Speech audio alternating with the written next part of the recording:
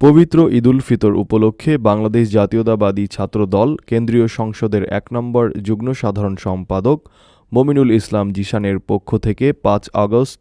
রাজশাহীতে গুলিবিদ্ধ সাহসী যোদ্ধা পদ্মা সরকারি কলেজ ছাত্রদলের সভাপতি শাফিউর রহমান অভিকে ঈদ উপহার ও ঈদ সালামি প্রদান করা হয়েছে।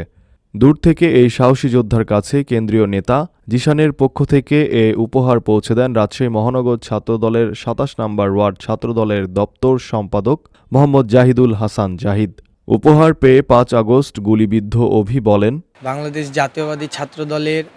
কেন্দ্রীয় কমিটির ১ নং যুগ্ম সাধারণ সম্পাদক মমিনুল ইসলাম জিশান ভাই যে আমার মতন ছাত্রদলের ক্ষুদ্র ক্ষুদ্র কর্মীদেরও খোঁজ রাখছে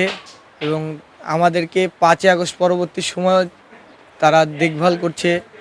এটার জন্য তাকে বিশেষভাবে ধন্যবাদ। এবং আমি দোয়া করি তিনি যেন আগামীতে ছাত্রদলের জন্য আরও ভালো কাজ করতে পারে এবং দেশনায়ক জনাব তারেক রহমান তাকে যেন আমাদের ছাত্রদলের জন্য ভালো কাজ করার সুযোগ দেয়। এছাড়াও ছাত্রদলের জুলাই যোদ্ধা অভির কাছে উপহার পৌঁছে দেওয়া ২৭ নম্বর ওয়ার্ড ছাত্রদলের দপ্তর সম্পাদক জাহিদ বলেন, বাংলাদেশ জাতীয়তাবাদী ছাত্রদল কেন্দ্রীয় সংসদের ১ নং যুগ্ম সাধারণ সম্পাদক মমিনুল ইসলাম জিশান ভাইয়ের পক্ষ থেকে আজকে আমাদের ৫ আগস্ট জুলাই আন্দোলনে প্রথম ছাত্রদলের গুলিবিদ্ধ আমাদের অভি, আমাদের সম্মানিত বড় ভাই, তিনি আমাদের ৫ আগস্ট প্রথম গুলি খেয়েছিলেন, তার মাঝে ঈদ উপহার এবং একটি ঈদ সালামি আমাদের কেন্দ্রীয় ছাত্রদলের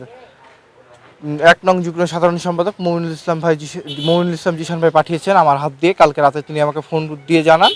সেই উপহারটি আজকে আমি পৌঁছে দিলাম তার হাতে। Salman Farhan, desk report, daily citizen voice.